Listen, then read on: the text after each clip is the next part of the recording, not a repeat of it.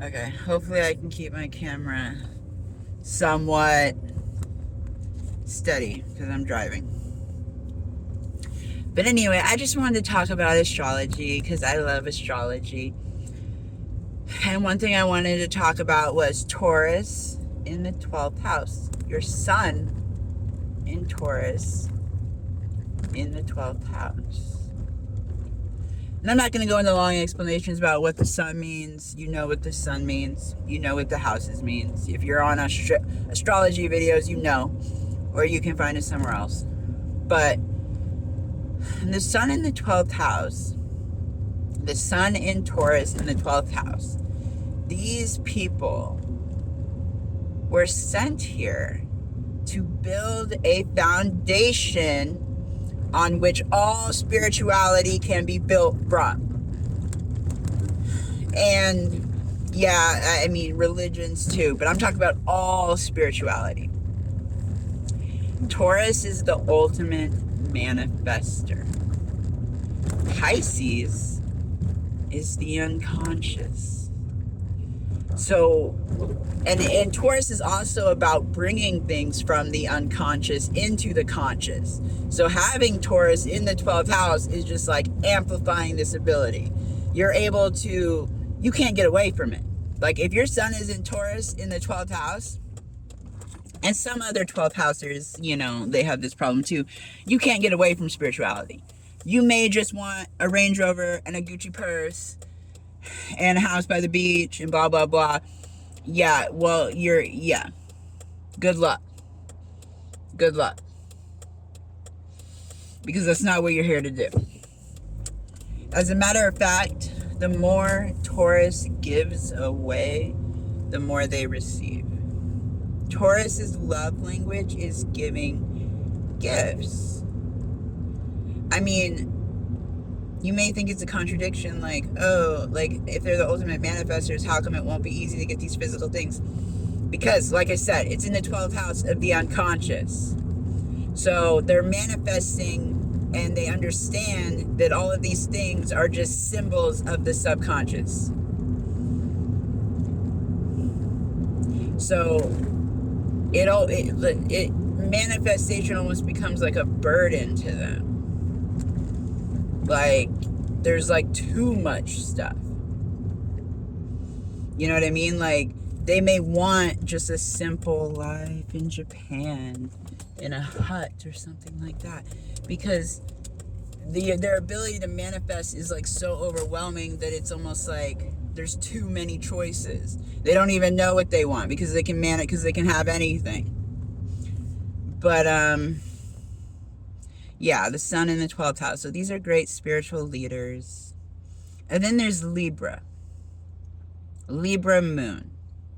Libra moon is recognizing what are your emotions versus what are other people's emotions. So if you have your sun in Taurus in the 12th house of the unconscious, and then on top of that have a Libra moon, oh boy. Oh boy. It's going to be like a long journey of not getting wrapped up in other people's shit. The best tarot card I can explain for this is the Hermit, which actually I see the Hermit more as Scorpio than I do the Death card. I see Sagittarius more as the Death card, to be honest with you.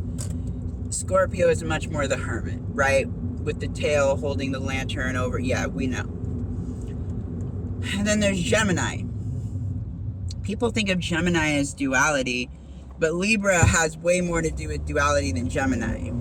Gemini is actually the merging of duality. Libra is true duality, which is like one on each side. Like Gemini is like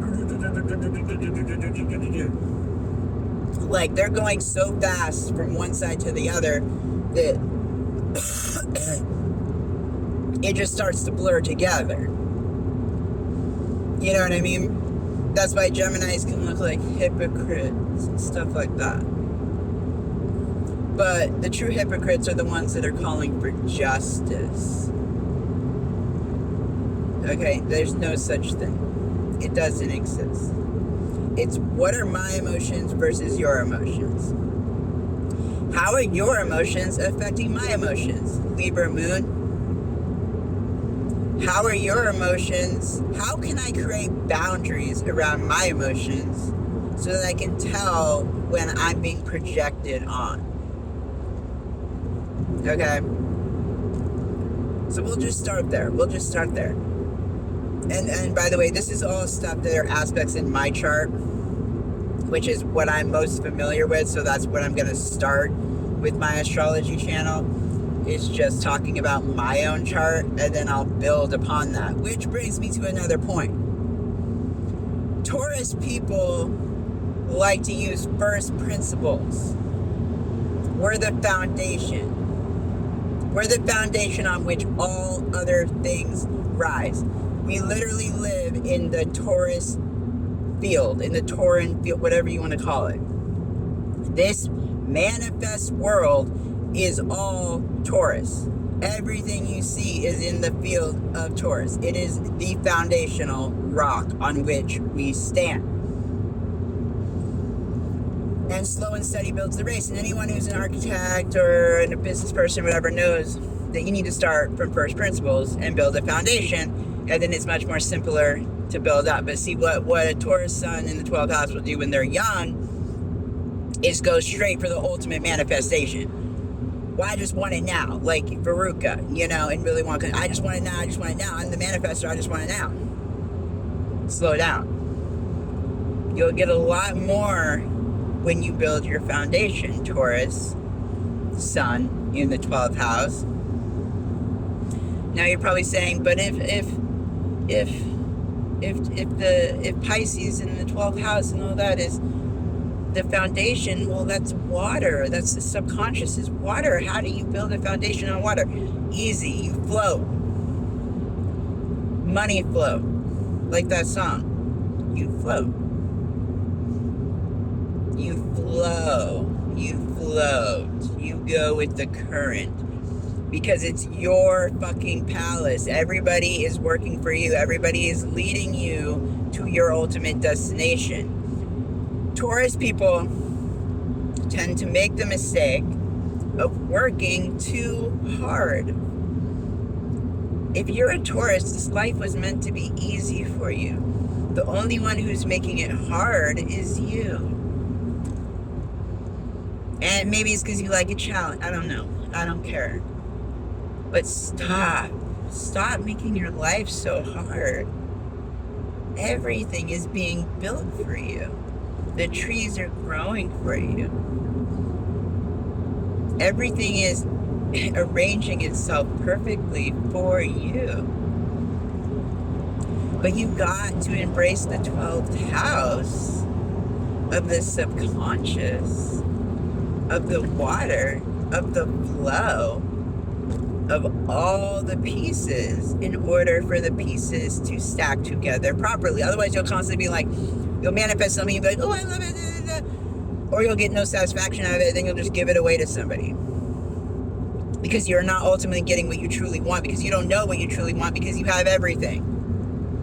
So the best thing I can recommend to any Taurus is give everything away and build your foundation from ground zero. Thank you.